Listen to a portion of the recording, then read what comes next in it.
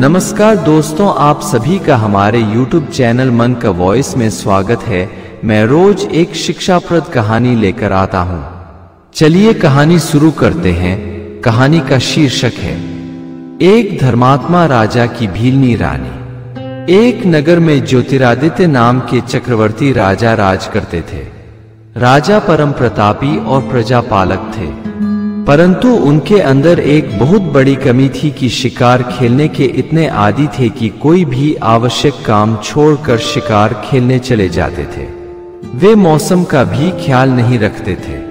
आंधी पानी हो, मूसलाधार बरसात हो या फिर दिन हो या अंधियारी भयानक रात हो, बिना परवाह किए शिकार को निकल जाते। कभी कभी सैनिकों को साथ लेकर निकलते, कभी अकेले ही निकल पड़ते। राजा की दो खूबसूरत रानियां भी थी जो अपने ही मामा की बेटियां थी। एक तरह से रानियां राजा की ममेरी बहनें भी थी और पत्नी भी। राजा का अजीब रिश्ता था रानियों के साथ। ये विवाह राजा माता ने कराया था। वह अपनी भतीजियों को ही अपने बाद महारानी बनाना चाहती थी। राजा ने गुपचुप तरीके से एक तीसरा विवाह भी कर डाला था। वह मंत्री की मुंहबोली साली थी। दरअसल राजा किसी काम बस एक रात मंत्री के साथ उसके घर ठहरा था। उसने बहुत मदिरा पी रखा था। रात में राजा को रानी की याद आई तो उसने मंत्री से कहा कि मेरे लिए एक स्त्री का प्रबंध करे।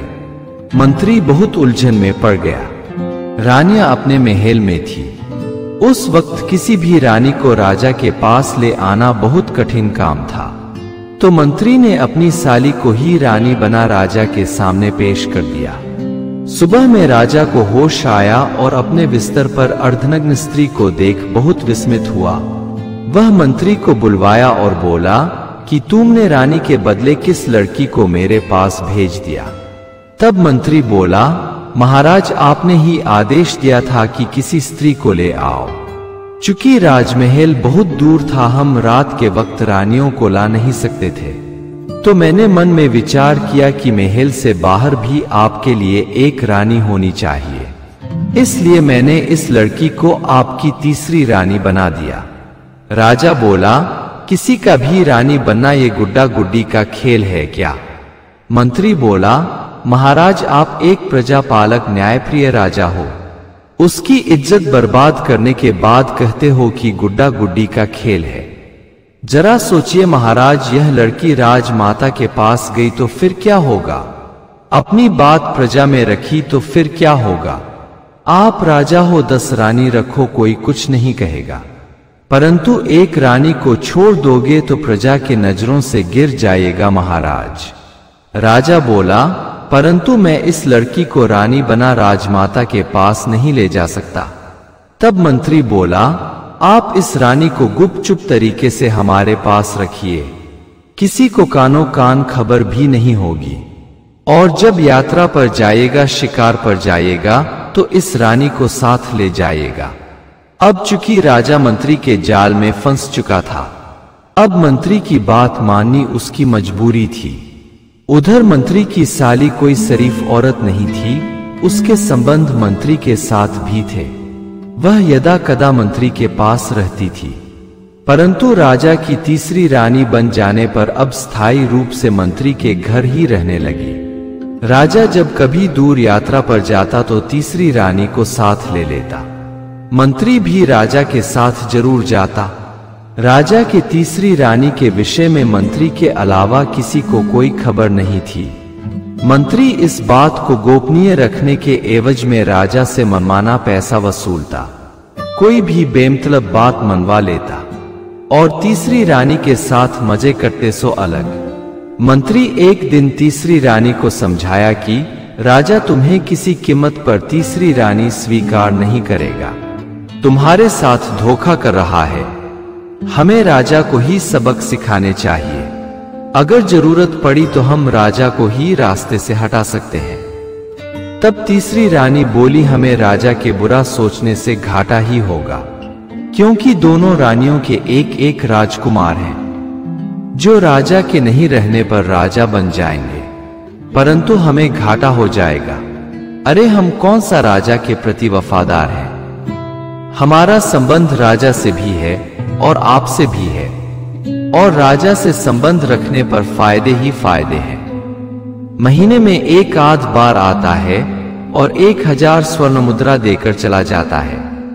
मंत्री मन में सोचा, स्त्री है, इसका झुकाव राजा के तरफ भी है, परंतु इसके सहारे ही मैं एक दिन राजगद्दी हासिल कर सकता हूं। कुछ राजाओं में यह समस्या रही है कि विवाह तो कई कर लेते थे, परंतु रानियों को संतुष्ट नहीं कर पाते थे, इसलिए रानियां नाजायज संबंध भी रख लेती थी। एक दिन राजा आधी रात को मंत्री के साथ शिकार खेलने गया।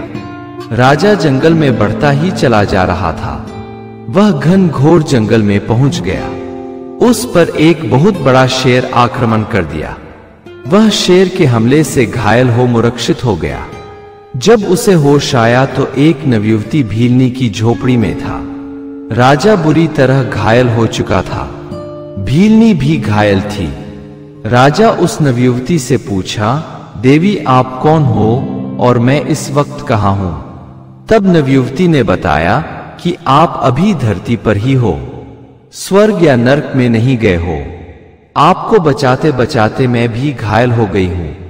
कई दिनों के प्रयास के बाद आदमखोर शेर मारा जा चुका है, परंतु इतनी रात गए आपको जंगल में आने की क्या जरूरत आ पड़ी थी? मैं शेर के पीछे कई दिनों से पड़ी थी। वह इंसानों पर हमलावर हो गया था, इसलिए उसे मारना जरूरी था। राजा बोला, देवी मैं इस राज्य का राजा हूं। तब भीलनी बोली, आप चाहे कोई भी हो, इस वक्त आराम करें। मैंने आपके घाव पर औषधि लगा दी है। 2 से 3 दिन में आप बिल्कुल भले चंगे हो जाएंगे। उसके बाद हम बातें करेंगे। उधर मंत्री राजमाता को खबर दिया कि राजा घनघोर जंगल में चले गए हैं। उनका कोई अभी अता पता नहीं लग रहा है। हम लोग दिन के उजाले में ढूंढने का प्रयास करेंगे। 2 दिन बाद राजा बिल्कुल ठीक हो गए और भीलनी से बोले कि देवी आपने मेरी जान बचाई, मुझे जीवन दान दिया, बदले में जो मांगना हो मांग लो। भीलनी बोली, आपकी जान बचाना मेरा फर्ज था, अब आप ठीक हो, जा सकते हो। राजा बोला, नहीं देवी, तुम्हें मुझसे कुछ मांगना ही पड़ेगा। भीलनी बोली, मैं जानती हूं आप नहीं दे पाओगे, इसलिए नहीं मांगना ही अच्छा है।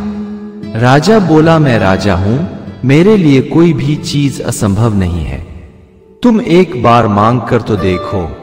भीलनी बोली, मैं जानती हूं आप नहीं दे पाओगे, इसलिए मुझे क्षमा करें और अपने दरबार पधारें। राजा बोला, देवी आप मुझसे कुछ नहीं मांगकर मेरा निरादर कर रही हैं। मैं आपके मांगने पर अपना शीश उतार कर भी आपको दे सकता हूं। आप मांगो, क्या मांगती हो? तब भीलनी बोली, आप मुझे अपनी रानी बना लीजिए। राजा बहुत सोच में पड़ गया। तब भीलनी बोली, किस सोच में पड़ गए महाराज? मैं आप पर कोई दबाव नहीं बना रही, आप इनकार कर जा सकते हो। राजा बोला, देवी मैं इतना क्रुद्ध नहीं हूं कि मांगने वाले के सामने अपना मुंह फेर लूं। मैं आपको अपनी तीसरी रानी स्वीकार करता हूं। तब भीलनी बोली, तीसरी नहीं महाराज, चौथी रानी। राजा बहुत आश्चर्यचकित हुआ कि ये कैसे जानती है कि मेरी तीसरी रानी भी है, जबकि मंत्री के अलावा किसी को कोई खबर नहीं। राजा बोला, देवी आप कैसे जानती हो कि मेरी तीसरी रानी भी है? तब भीलनी बोली, मैं चेहरा देखकर भूत भविष्य देखने की विद्या जानती हूं। मनुष्य का चेहरा सबसे बड़ा आईना होता है, उससे उसके भले बुरे लाभ हानि सब पता चल जाता है। राजा भीलनी से निवेदन कर बोला, आप मेरी तीसरी रानी की जिक्र किसी से नहीं करेंगी, ये मुझसे वादा करो। भीलनी बोली, पहले आप मुझे आप कहकर ना पुकारे, अब मैं आपकी पत्नी हूं। मेरा नाम अरुंधति है, मेरा माता पिता कोई नहीं है, मुझे एक सन्यासिन ने पाला है। मैं जंगल में उसे अकेली मिली थी। उस वक्त मैं एक दिन की अबोध बालिका थी। जंगल के अंदर ही एक आश्रम है, जहां माया नाम की सन्यासिन रहती थी। उसी ने मुझे जीवन दिया है। अभी कुछ दिन पहले ही दुनिया छोड़ चुकी है। वह कहकर गई थी कि बेटी तेरे भाग्य में रानी बनना लिखा है, और आज उसकी भविष्यवाणी सच हुई। राजा अरुंधति रानी को ले महल में आ गया। राजमाता राजा के खो जाने से बहुत परेशान थी। जब राजा ने बताया कि मैं इस देवी की कृपा से बच गया हूं और आपके सामने खड़ा हूं, राजमाता बोली, इसी का मुझे इंतजार था। एक सन्यासी ने बताया था कि जिस दिन भीलनी रानी बन दरबार में आ जाएगी, आप सभी चिंता से मुक्त हो जाओगी। अब मैं संपूर्ण राज्य की सुरक्षा की जिम्मेदारी भीलनी रानी को सौंपना चाहती हूं और अब थोड़ा भगवान में ध्यान लगाना चाहती हूं। भीलनी रानी बोली, माता आप इस तरह हमें छोड़ सन्यासी बन जाओगी तो मेरी तो बहुत बदनामी हो जाएगी। सब कहेंगे कि अरुंधति के कदम पड़ते ही राजमाता को महल त्यागना पड़ा।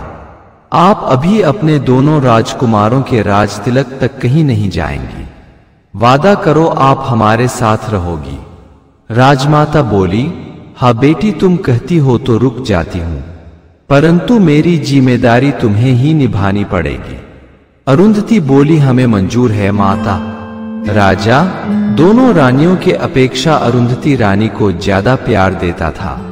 वह ज्यादा से ज्यादा समय उसी के साथ बिताता था। तीसरी रानी को तो लगभग भूल चुका था, अब उसे खर्चे भी नहीं देता था। तीसरी रानी और मंत्री योजना बनाए कि हम अब राजा के कुकर्मों की भंडाफोड़ कर रहेंगे। वह अपनी साली को ले राज दरबार आया और राजमाता से शिकायत कर दी कि राजा ने गुपचुप तरीके से तीसरा विवाह कर लिया है और इस लड़की को छोड़ दिया है। आप इस लड़की के साथ न्याय करें।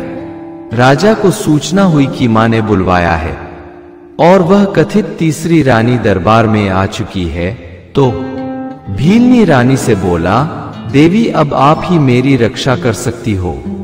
तब बिलनी रानी बोली, महाराज आप निश्चिंत रहें, मेरे पास हर सवाल का जवाब है।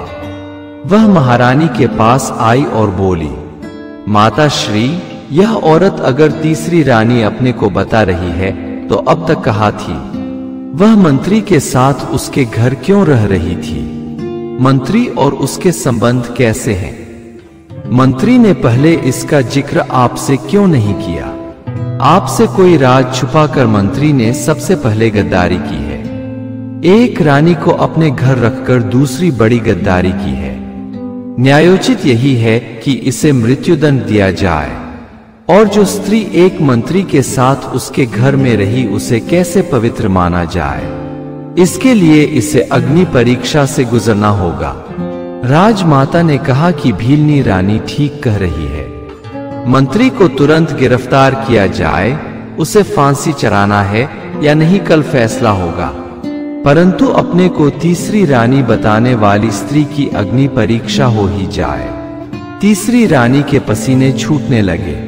उसके ज्यादातर संबंध मंत्री से ही थे, बल्कि उसके बच्चे की मां बनने वाली थी। वह रानी से बोली, महारानी मुझे क्षमा करें, मैं मंत्री के बहकावे में आकर धोखे से राजा से संबंध स्थापित किया था। मेरे ज्यादातर संबंध मंत्री से ही रहे हैं और अब मंत्री के बच्चे की मां बनने वाली हूं। वास्तव में मैं ना तो राजा की पत्नी हूं ना मंत्री की। मैं एक बदचलन स्त्री बन चुकी हूं। कई पुरुषों से संबंध वाली स्त्री किसकी पत्नी होती है? राजमाता बोली, चूंकि मंत्री के साथ तुम भी धोखेबाजी में शामिल थी, आज हम इस निर्णय पर पहुंचे हैं कि तुम भी दोषी हो। चूंकि तुम मां बनने वाली हो, इसलिए तुम्हें देश निकाला दे दिया जाता है और मंत्री को तो अपनी सजा भुगतनी ही पड़ेगी। उसे मृत्युदंड जरूर मिलेगा। राजा अपनी भीलनी रानी की चतुराई पर अपने को गौरवान्वित महसूस कर रहा था।